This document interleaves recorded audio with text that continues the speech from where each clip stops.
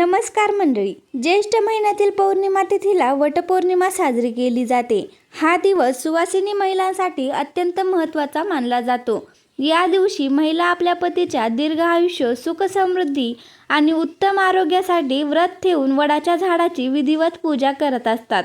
मात्र अनेकांच्या मनात प्रश्न असतो की गर्भवती महिलांनी वटपूजा करावी का? तसेच मासिक धर्म सुरू असेल किंवा घरात सुतक असेल तर काय करावे? अशा परिस्थितीत वटपूजा करताना कोणते नियम पाळावेत, कोणती काळजी घ्यावी याविषयीची संपूर्ण माहिती मी तुम्हाला या व्हिडिओमध्ये देणार आहे। त्यामुळे व्हिडिओ शेवटपर्यंत पहा आणि आपल्या चॅनलवरती नवीन असाल तर चॅनलला सबस्क्राईब करायला विसरू नका। तर सर्वात अगोदर बघा, गरोदर महिलांनी वडाची पूजा कशी करावी। वटपौर्णिमेच्या दिवशी एखादी महिला गर्भवती असेल तर तिने वडाच्या झाडाची पूजा करावी का, असा प्रश्न अनेकांना पडतो। धार्मिक मान्यतेनुसार हे व्रत अखंड सौभाग्य आणि पतीच्या दीर्घायुष्यासाठी केले जाते। त्यामुळे सौभाग्यवती गर्भवती महिलांनाही वटपौर्णिमेची पूजा करता येते। मात्र पूजा करताना काही गोष्टींची विशेष काळजी घेणे आवश्यक मानले जाते। तर बघा, गरोदर महिलांनी वडाची पूजा करताना कोरडी पूजा करायची आहे। म्हणजे काय? वडाच्या झाडासमोर दिवा लावायचा आहे, फुले अर्पण करायची आहेत, फळांचा नैवेद्य दाखवायचा आहे आणि मनोभावे प्रार्थना करायची आहे। मात्र पारंपरिक पद्धतीने ओटी भरणे टाळावे, असे काही धार्मिक मान्यतांमध्ये सांगितले जाते। तसेच गर्भवती महिलांनी वडाच्या झाडाला प्रदक्षिणा घालू नये। वटपौर्णिमेला वडाभोवती दोरा गुंडाळून 7 फेऱ्या मारण्याची प्रथा असली तरी गरोदर महिलांनी फेऱ्या न मारता आणि ओटी न भरता इतर सर्व पूजाविधी श्रद्धेने केल्यास तेही मान्य मानले जाते। तर आता बघा, गरोदर महिलांनी वटपौर्णिमेचे व्रत करावे का?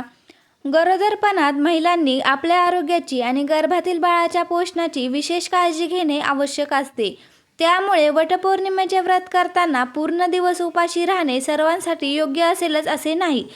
जर तुमची प्रकृती चांगली असेल आणि डॉक्टरांनी कोणतीही अडचण सांगितली नसेल तर फळे, दूध, सुकामेवा किंवा उपवासाचे पौष्टिक पदार्थ खाऊन तुम्ही हे व्रत करू शकता।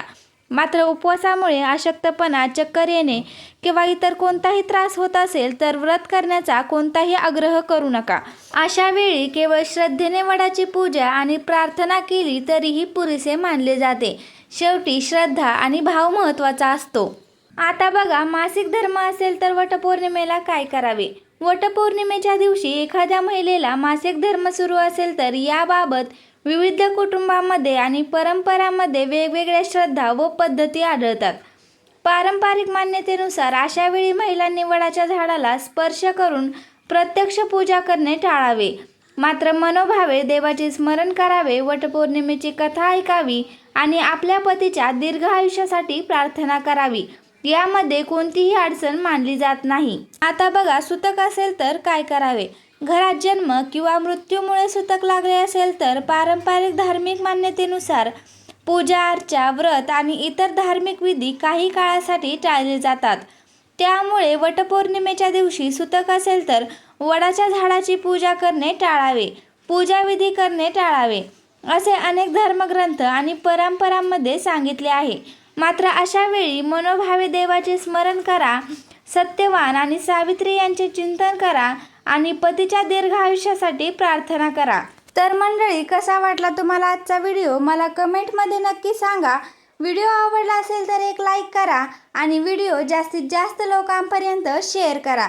आणि असेच माहितीपूर्ण व्हिडिओज पाहण्यासाठी आपल्या चॅनलला सबस्क्राईब करायला विसरू नका। धन्यवाद।